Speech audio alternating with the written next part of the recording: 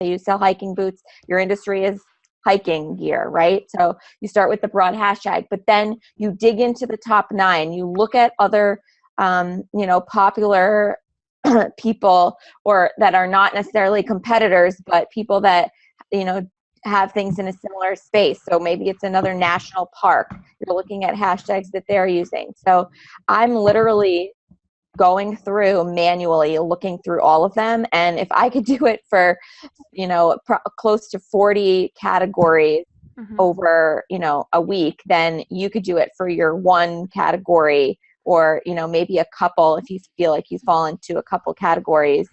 You could do it yourself in, an hour. You could come up with 100 hashtags for your business, and then just keep switching them out and testing and seeing which ones work. It really is a manual process, and I don't use tools to figure that out. I also, as I'm, just leisurely browsing Instagram, if I see interesting hashtags, I will take note of them and save them. So it's not just like once every 6 months. It's, there's not like, I don't remind myself to go look at hashtags. I'm kind of, always actively playing with the strategy. Yeah, I'm always keeping a fresh list. Yeah. Yeah. Sue, speaking of your list, a couple people asked, how do you copy hashtags from a phone list to Instagram? So do you mind showing people your notes apps and copy? Not at all. Here's notes. Hold on, you guys. Let me find a hashtag list for you. Let's see, a recent one. Let's see. Oh, I think the carousel post. Hold on, you guys. Here's one. Okay, so this is when we did our carousel post, blog post, you guys. So to copy from notes, I just hold down on the hashtags and I select all and I copy, and I'll go over to Instagram and I'll go to a post. Let's go into a carousel post. I'll just show you for... I'll just go into any post just to show you. You can add and edit anything at any time by tapping into these 3 dots, you guys. Press edit and say I wanted to edit those and add those hashtags. Now remember, they go live as soon as you add them, so this is not the strategy, but I can just paste them just like that, and voila, they're right there. Awesome. So I hope that little tutorial helps. So she's using the Notes app, which comes free with iPhones. The iPhone. And I'm sure that Android has a Notes app too. Another quick question is, people were asking about software for scheduling. So I didn't know if you wanted to give Planoly a little plug. Oh, yeah. Let's give Planoly a plug. Yeah, definitely. So I love Planoly, you guys, because I live on my phone. You guys, I am not someone that's on the desktop all that much. We have... access. Oops, here we go. Hold on, make sure I'm signed in. Oh, can't do that. No. Okay, so Planoly is, you can see it on the phone as how it's... I'm signed. Okay, okay. I got it. I can spell the app there. Okay, so you can see on the top there that this is Planoly, how it's spelled, Plan-O-L-Y, which is a little funky, I know. So some people were saying Plan L-E-E, whatever. So that's how you spell it. And notice that it's an app on Sue's phone. It's also on desktop. So both are available for you, which is pretty cool. Yes. And you can easily add any of your photos from anywhere to it to schedule them, which is awesome. Perfect. Yes. Okay, so let's keep going down some questions.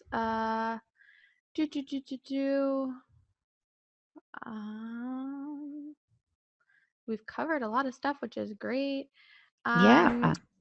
Can you clean up your account to change it from random posts to being more strategic? This is a good general question as someone reviews their strategy. Yes, it absolutely is. And yes, you can. And, we recommend doing that if you really want to get a certain look and feel. And by the way, if you guys scroll down to the very, very, very end, which I'm not going to do, of any of our accounts at the beginning, it looks very different than how it looks now, because like all of you, we are constantly changing, improving, and, just kind of resetting things that are working. But, it takes time to know what people like. And it used to be back in the day that we used to have a lot of text overlay on photos, but we don't do that anymore unless we're in a campaign.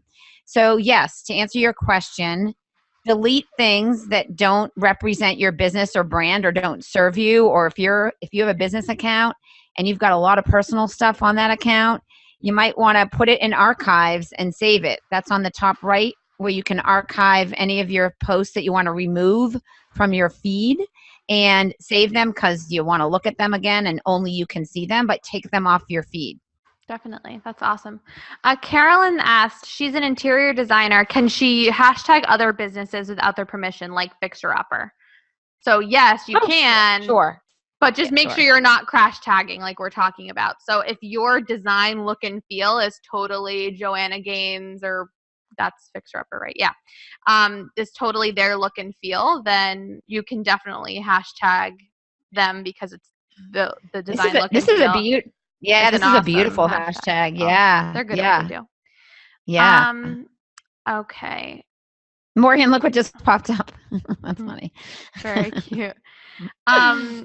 Someone asked, how can you know what hashtags your customers are using? And I think that comes back to what Rachel was talking about in terms of like digging into the people that are following you.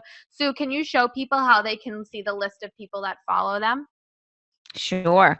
So every account on the top, you guys, shows how many posts you've had, your followers, and who you're following. So on the experts, we have a lot of followers, you guys. These are all the people that are interested in the Instagram expert. And that's how you can spend time going into them to see if they would be an ideal person to connect with. And sometimes what I did back in the day, you guys, is I would send a message to new followers, thanking them for following me, asking them why they were following me, and trying to get to know them a little bit better. So if you're someone that's really jumping up and down because you got 10 new followers, take the time to go in there and say hello to them and ask them why they started following you. And that information can help you create more content and know what hashtags are working too. And also, I mean, so what Sue has shown you is that if you go to your account all the way on the far right, that the number of posts you have and followers and who you're following is hyperlinked. So she's clicking on the number of followers that she has, and that's what gives her the list of all the followers that she just scrolled through. And so then you can click into their accounts and see the kind of content that they're posting, the kind of content that they're using, and that will help you communicate with your customers better. Someone asked about the bundle and the handbook, so I just wanted to clarify quickly. If you ordered the bundle but didn't get the handbook, make sure that you check your email that got you the information to join the class, because it's hyperlinked actually in that email where your worksheet is also linked. If you have an issue, feel free to send us an email at customercare@subiezimmerman.com, and I'll definitely make sure that you're taken care of and you get that handbook. If you didn't buy the handbook when you registered, you're able to still get it at 20% off at subiezimmerman.com/HH, and you can use the code 725handbook till midnight tonight to still get the 20% off discount. So it's actually subiezimmerman.com/HH. It's not that registration page. So you'll be all set there if you want the handbook still. Jenny Murphy said, this was the perfect kick in the butt. I needed to refresh my hashtags. Hi, Jenny. We love you. How are you doing? Okay. Someone asked, which I think this is a great question, will it be worthwhile if I edit previous hashtags now? So Sue, can you review again how hashtags work? Yes, really absolutely. Clarify. Yes, that's a great question. So unfortunately, no. Adding hashtags after the fact won't do anything. Remember, I showed you guys that it's the magic is adding them right away, and that's why it's so important to have them ready to go right into your either into your description or right into your comments below as soon as you post, because it literally is the time that you press post is when those hashtags go live in those hashtag hubs. So if you want to show up in a hashtag hub, and OMG, I'm at the top of Social Media Marketing World 2018. That hasn't even happened yet, but I knew that would get some eyeballs. There's not that many posts, but picking those hashtags and knowing, which ones are going to move slowly, which one's going to move quickly, but putting them there as soon as you post. So like I said, if you get distracted, you might want to do it right away instead of putting it in the comments below. Definitely. And so, speaking of comments below, so someone's asking, we've talked about a lot of different ways to put them in the initial comment with only 1 or 2, some spacing out like that, some in the first comment. So someone's asking for best practice, but I'd say it's all about what look and feel you want your account to have. It's all about how exactly. Yeah. Exactly, Morgan. And let's talk to this point for a second. So as you can see, you guys, when you post on Instagram, you only see so many characters initially, and then you see the word more. So you want to grab someone's attention with the content in the description so that they're curious about what else is there. Like, need some Monday mindset posting tips? Grab my what? So you want them to tap on more and see what you have. Link is in my bio, and hopefully they'll want to click the link in your bio. So I like to make sure, depending on what I'm posting, if it's more inspirational, like this hydrangea, I like to have it be a little bit more artsy and leave a little intrigue so that people will tap on more. And if it's more direct, where we're really trying to get people to click the link in our bio to sign up for a hashtag class like you guys did, that's the first thing that I'll say, and then it will lead to more. Now, the more takes you to more information. And by the way, you guys, you get 2,200 characters of what you can write in a description, and you can put those hashtags right away. Sometimes I might pepper them if it makes sense in what I'm saying, and then often I'll put the main ones at the bottom, like you'll see those 6 in the bottom there. Mm-hmm, definitely. So Instagram stories question. Someone asked that Alexandra says she types several hashtags into her stories using text, not the sticker. Is there a difference between the tag in the text versus in the sticker? No, there is not a difference, just a difference in how it looks. Okay, cool. So, yeah, I showed how to do the sticker, but you can do the same thing with the text, and you can use up to 11 hashtags in a story. Awesome. You guys. Beth asked, do these hashtag ideas work for Twitter, Facebook, and Pinterest? Oh, good questions. Facebook, Twitter, yes. I don't know about Pinterest. Yeah, so I mean, this methodology of brainstorming hashtags and talking about your, business in this way can definitely apply to other social platforms. I think it's a good question about whether or not those platforms actually are taking on hashtags natively. So we'll notice that on Facebook, Facebook has hashtags active, but people don't really use it. So, but this brainstorming method will definitely work. Okay, we got through custom hashtag stuff.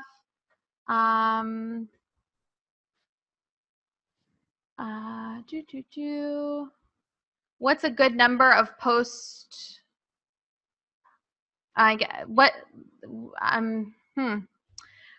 What's a good number of hashtags on a post? Did you give your recommendation?